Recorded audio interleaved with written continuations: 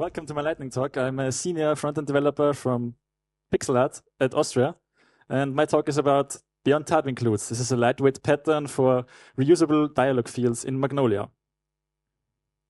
So, usually, we have multiple components and multiple page templates in our Magnolia apps and projects, and usually all these dialogs share fields. They have all of them have a headline, all of them have some link fields, and they are just copied and copied and copied and copied. And of course, we have tabs, and we can group tabs, and we can share tabs across multiple dialogues, but the reuse often stops there. So single blocks get always copied, tweaked, and repeated. So the pain is this is not very dry, so don't repeat yourself, right? So we always get this search and replace churn where you have to look for fields, and also you get silent inconsistencies.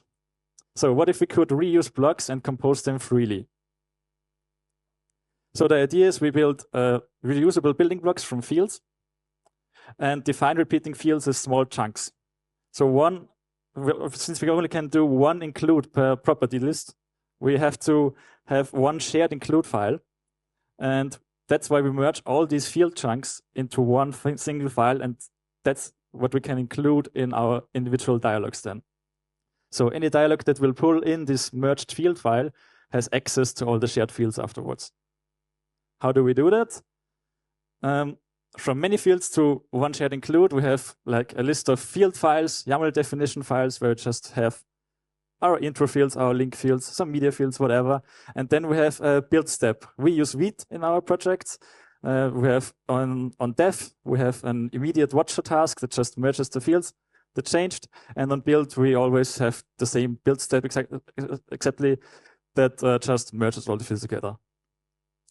And these merged include files are then imported in the dialogues.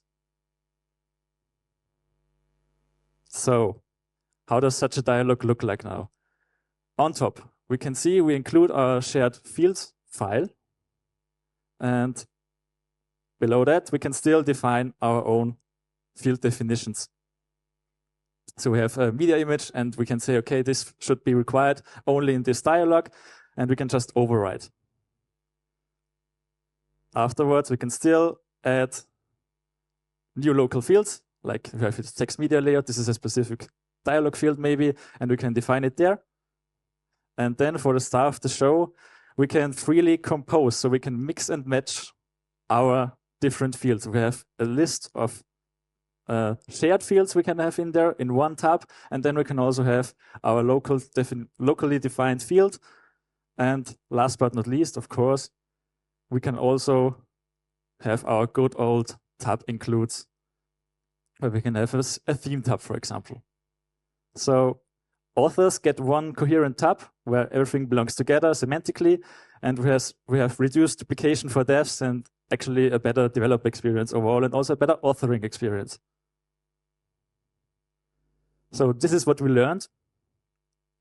This works very well for stable fields that are used across many, many dialogues, and repeated field groups like I showed you before. Maybe you have link fields in almost all of your page templates and content components. Of course, you have to pay attention that they always have the same meaning and are actually really same fields.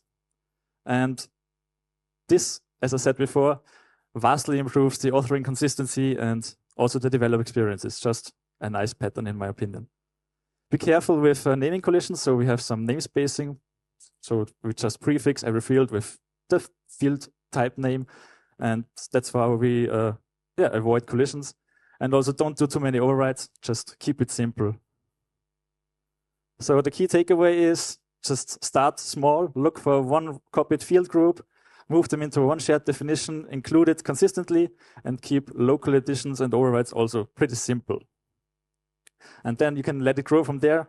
You get more consistency and more maintainable dialogues. And that's it. Thank you.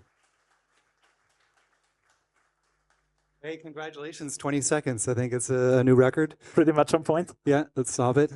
So this is very interesting to see. I think it's quite cool because you're using front-end development techniques, as well-known, Watcher and such for projects, but for the YAML files in Magnolia. Exactly, yeah. And how is that? Is it, are there also some gotchas, or is it problematic to have a watcher workflow, or is that smooth? It's very performant. It works very well for our projects, and the merged field file can get pretty long, but there are no implications for now.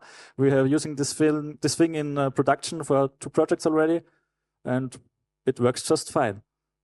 All right. Well, thanks for the input. Thanks a lot. Thank you.